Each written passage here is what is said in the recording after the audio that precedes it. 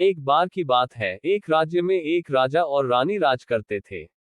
दोनों ही अपनी प्रजा का खूब ध्यान रखते और दोनों ही बहुत अच्छे थे। उनके जिंदगी में बस एक ही कमी थी कि उनकी कोई संतान नहीं थी। एक बार रानी ने मन इच्छा जताई कि उनकी एक बेटी हो, जो सबसे सुंदर और प्यारी हो। कुछ सालों बाद रानी की यह इच्छा पूरी हुई और उन्होंने एक सुंदर सी बेटी को जन्म दिया, जिसका नाम उन्होंने स्नो वाइट रखा। पूरे राज्य में खुशियां ही खुशियां थी, लेकिन ये खुशी ज्यादा दिनों तक नहीं रह सकी। कुछ दिनों बाद जब राजा और रानी जंगल में घूमने गए, तो एक जादूगरनी ने मौका पाकर रानी को चिड़िया बना दिया और अपने पास पिंजरे में कैद कर लिया। रानी के अचानक गायब होने से राजा को लगा कि रानी की मौत हो गई। राजा बहुत दुखी हुए और उन्होंने स्नो वाइट की देखभाल और मां के प्यार के लिए दोबारा शादी की। लेकिन जिससे उन्होंने शादी की, वो वही जादूगरनी थी जिसने रानी को चिड़िया बनाकर कैद कर लिया था। उस जादूगरनी ने रूप बदलकर राजा के साथ शादी की थी। उसकी चिड़िया को देख स्नो वाइट बहुत खुश हुई और उसने वो चिड़िया उससे मांग ली। इस बात से अनजान कि वो चिड़िया उसकी माँ है, स्नो वाइट उसे बहुत प्यार से अपने पास रखती। उस जादूगरनी को स्नो वाइट के रूप से बहुत जलन थी। वो चाहती थी कि पूरी दुनिया में सबसे खूबसूरत वही हो। उस जादूगरनी के पास एक जादुई आईना था, जिससे वो हर रोज पूछती कि सबसे सुंदर कौन। हर बार आईने का जवाब आता, रानी आप तो सुंदर हैं ही, लेकिन स्नो वाइट आपसे भी ज्यादा सुंदर है। ये सुनकर उसे बहुत गुस्सा आता। एक दिन उसने फैसला कर लिया कि वो स्नो वाइट को मार डालेगी। इसके लिए उसने एक मंत्री को बुलाया और उससे कहा, जाओ, जाकर स्नो वाइट को मार डालो। मंत्री डर गया और स्नो वाइट को जंगल में ले गया, लेकिन उसे मार न सका। उसने स्नो वाइट को सारी बात बताई और उसे भाग जाने को कहा।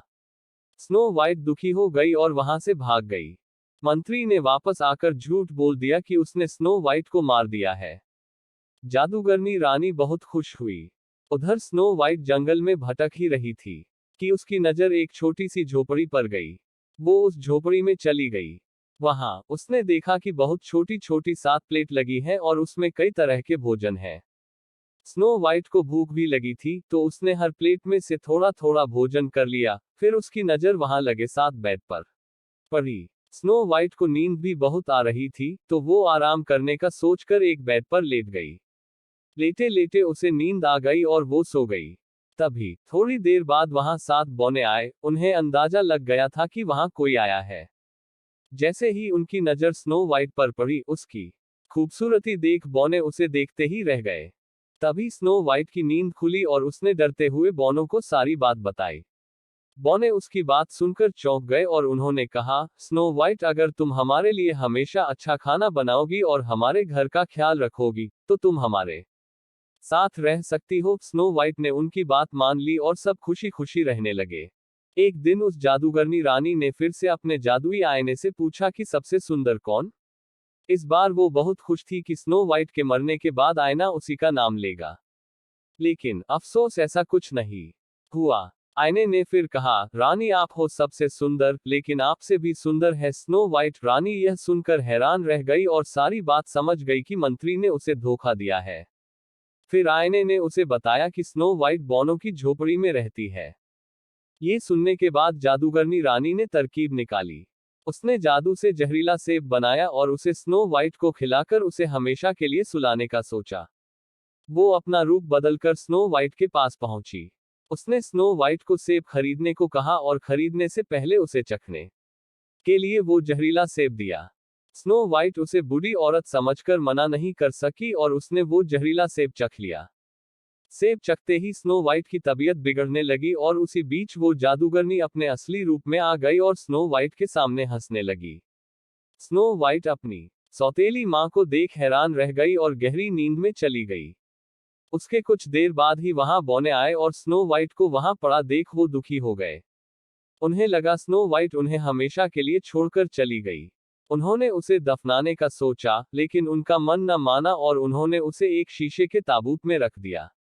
तभी वहां राजा के दोस्त का बेटा, जो कि एक राजकुमार था, वो आया। स्नो वाइट को देख वो चौंक गया और बहुत दुखी हो गया। उसने बौनों से स्नो वाइट के बारे में पूछा और दुखी होकर स्नो वाइट को ताबूत समेत अपने साथ ले जाने के बारे में पूछा। सारे बौने दुखी हो गए। उन्होंने ताबूत का शीशा खोला और राजकुमार ने स्नो वाइट पर प्यार जताते हुए उसके हाथ को चूमा। इतने में स्नो वाइट को होश आ गया। स्नो वाइट ने सबको अपने सामने देख सारी बात बताई। सब समझ गए कि जादूगरनी सौतेली माँ की वजह से ही ऐसा हुआ है। वो बौने जादूगर बनकर राजा के दरबार पहुंचे और उन्होंने कहा कि उन्हें पता है कि रानी को खूबसूरत बनने का शौक है। वो उन्हें बहुत खूबसूरत बना सकते हैं, लेकिन उन्हें उनके साथ चलना होगा। रानी और राजा उनके साथ चल पड़े और जैसे ही रानी पर सूरज की किरणें पड़ी, वो अपने जादूगरनी के रूप में आ गई। वहां स्नो वाइट और राजकुमार भी पहुंचे। स्नो वाइट को देख राजा खुश हो गए।